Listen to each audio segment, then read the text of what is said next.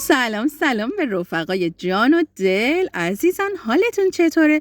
مگه میشه این پف دلبر رو ببینی و تا انتهای ویدیو منو همراهی نکنی؟ خب معلومه که نمیشه. یه نون ساده و آسون، خصوصا واسه تنبلایی که حوصله ندارن و هی بهانه میارن فر ندارم، همزن ندارم. این دیگه نه فر میخواد نه همزن، خیلی راحته. 3 لیوان آرد میخواد که من از آرد سفید قنادی استفاده کردم. 2 لیوان دسته‌دار فرانسوی شیر ولرم نیاز داریم. حدوداً 2 قاشق غذاخوری خمیرمایه خشک فوری بسته به ذائقتون شکر و یه کوچولو هم نمک و این روغن هم واسه سرخ کردنه. دقت کنید شیر حتما باید ولرم باشه. اگر شیرتون خیلی داغ باشه و حرارت داشته باشه اصلاً خمیرمایه توی اون عمل نمیاد. خب اینجا هم دارم با انگشتم تست میکنم، بعد هم خمیرمایه رو اضافه میکنم. وقتی انگشت میزنید به شیر نباید دستتون بسوزه و نباید هم خیلی شیر خنک باشه.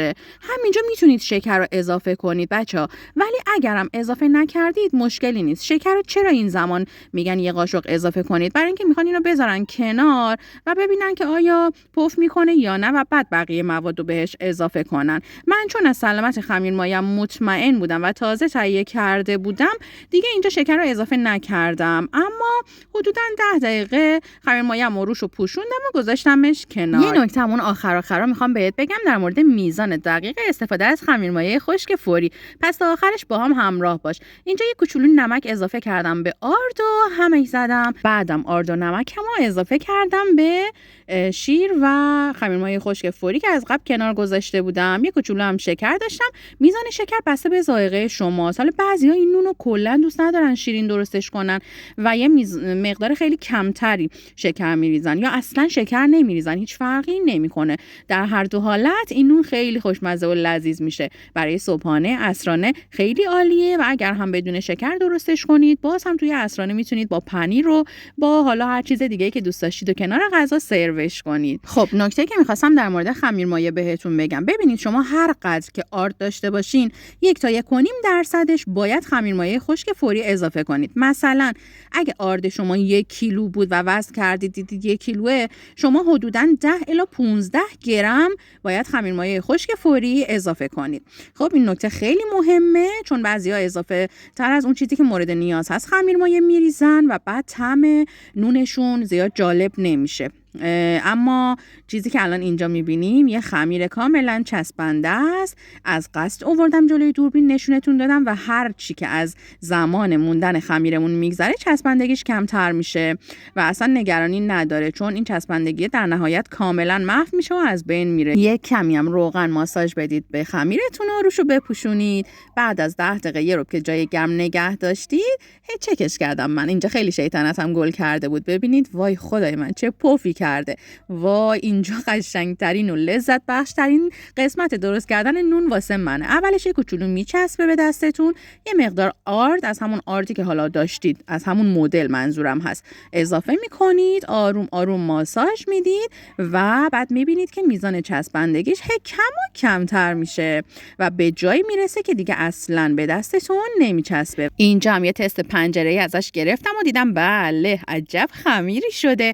یه کوچولو آرد بپاشید کف سینی و بعدش هم خمیرتون رو باز ماساژ بدید و مطمئن شید که اصلا به دستتون نمیچسبه و بندازید توی سینی و آمادش کنید برای چونه گیری. چونه هاتون رو بچه‌ها میتونید از ترازو استفاده کنید برای اینکه سایزشون یکی بشه، ولی من خیلی از ترازو استفاده نمی‌کنم. به به اینجا هم کف دستمو بهتون نشون دادم که ببینید اصلا دیگه خمیر به دست نمیچسبه. خب دستتون یه کوچولو آردی کنید، خمیرتون رو با دستتون صاف کنید یه مقدار و بعد به اندازه‌ای که میخواید ازش خمیر جدا کنید و بعدش هم این شکلی توی دستتون حالتش بدید و چانه‌تون رو بذارید کنار. چانه‌های نون رو بهتره که بعد از اینکه درستشون کردید و گذاشتید کنار اجازه بدید 10 دقیقه تا یه ربع بمونه تا باز پف کنه و بعد موقعی که میخواید صافشون کنید با وردنه یا با دستتون اول اون چونه‌ای رو بردارید که قبل‌تر و زودتر از بقیه چونه‌ها گذاشتید چون خمیرمایه بهتر توی اون اثر کرده و پفش هم خیلی بیشتره و قطعاً توی روغن هم که می‌خوایم سرخش کنیم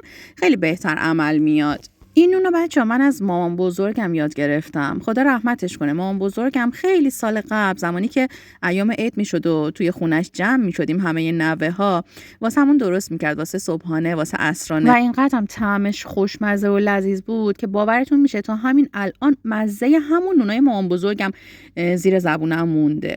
یادش بخیر و خدا رحمت کنه همه مامان بزرگا و بابا بزرگایی که دیگه در جمع ما نیستن. خب خمیرتون رو صاف کنید. بچه‌ها ببینید نیاز نیست اصلا اونقدری نازک پهنش بکنید. میشه اصلا با دست و بدون وردنه همین کار رو انجام داد.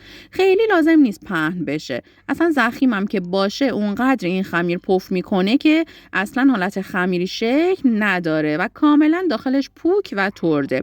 روغن رو بریزید توی یه ظرف. سعی کنید ظرف گود استفاده کنید که عملیات پف کردن توی اون بهتر اتفاق بیفته. روغن هم لازم نیست خیلی زیاد بریزید. یه مقدار کوچولو اندازه که من ریختم کافیه. ببینید الان من میکشم با دستم اصلا پاره نمیشه خمیرمون.